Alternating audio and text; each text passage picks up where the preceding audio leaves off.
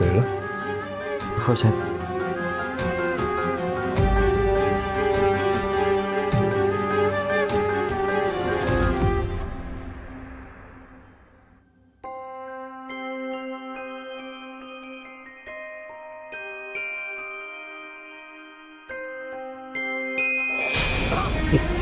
राधाला अजूनही जर असं वाटत असेल ना की अयोग्य अवैध काम करतो,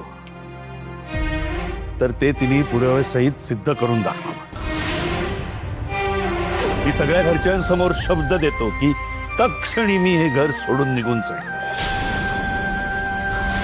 आता निर्णय तुला घ्यायचा आहे विराजस, तुला.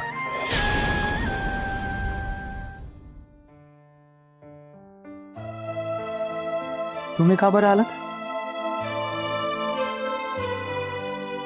बाबांबद्दल किंवा राधाबद्दल काहीही बोलायचं असेल मला नाही बोलायचं. विराजस, अरे न बोलून कसं चालेल? न बोलण्याने प्रश्न सुटणार आहेत का? पण मला काही सोडवायचंच नाही आजी. आता असं करून कसं चालेल विराजस?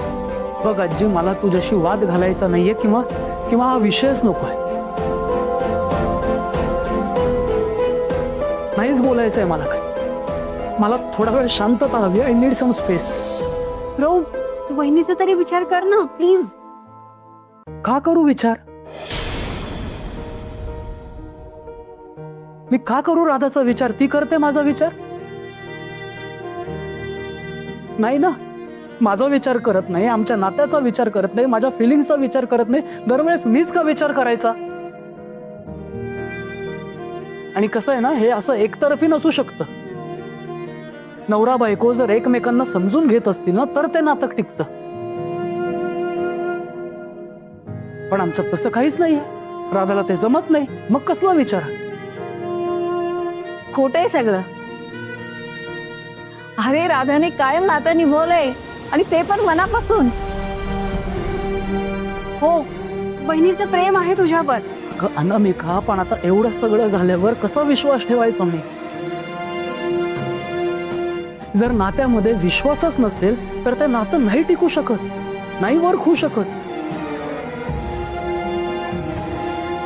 एनिवे, माझं ठरलंय. मी तिच्या घरच्यांशी बोलणार आहे सविस्तर. हे सगळ्या गोष्टी कानावर घालणार. हे असं काही दिवस आम्ही I think we need some space. Bro, हे बघ, तू उगाच काहीतरी निर्णय घेऊ नकोस. विराजस, चुकतोयस तू. बघा जी, मला माहित नाही मी चुकतोय का बरोबर करतोय, किंवा जे काय करतोय ते बरोबर आहे की चूक आहे मला नाही माहिती. आत्ता ह्या क्षणी जे करणं गरजेचं आहे ते मी करतोय. मी तिच्या घरच्यांच्या कानावर सगळं घालणार आहे आणि आम्ही आता ब्रो, ब्रो ऐक तर. ब्रो, विराजस, काय करावं या पोराचं?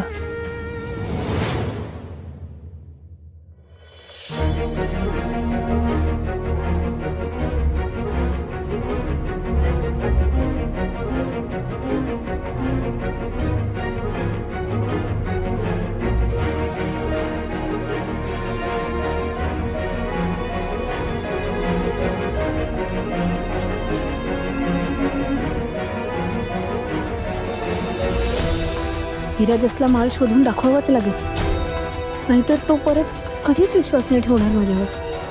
ही शेवटची संधी आहे.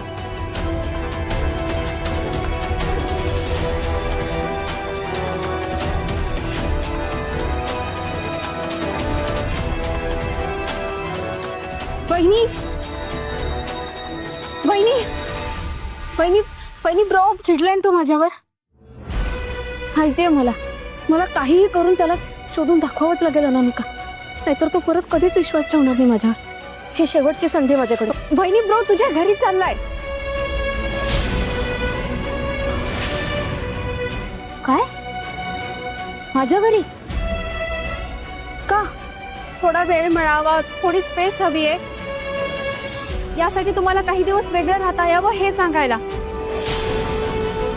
वहिनी, त्यात काहीही समजत नाहीये ग.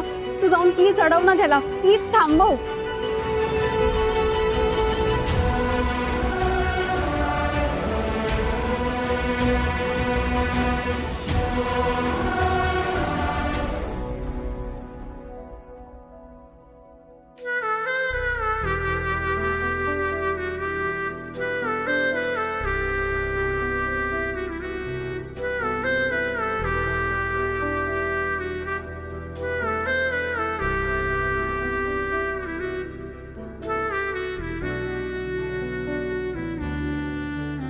विराजस, विराजस थांब प्लीज.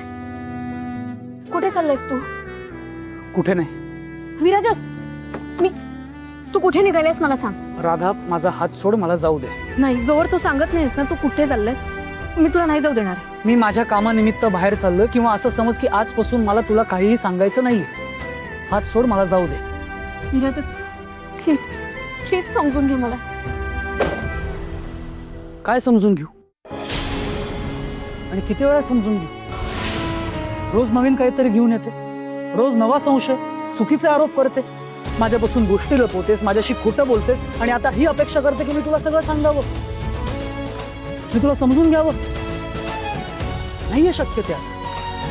मी ठरवलंय, मी चाललोय तर मी चाललोय. बाय. विराजस, मी खोटं बोलत नाही, मला एक संधी दे प्लीज. अजूनही तुझं तेच चालू आहे.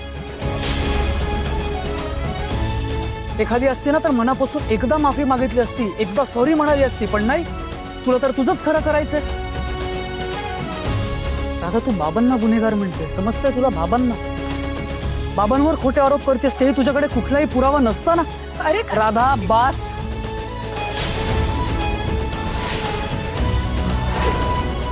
मला बाबांबद्दल एकही शब्द ऐकून घ्यायचा नाहीये.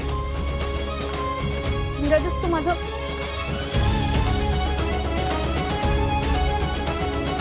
राधा, माझं जायचं ठरलंय, मी बाहेर जाणार आहे, मला अडवू नकोस.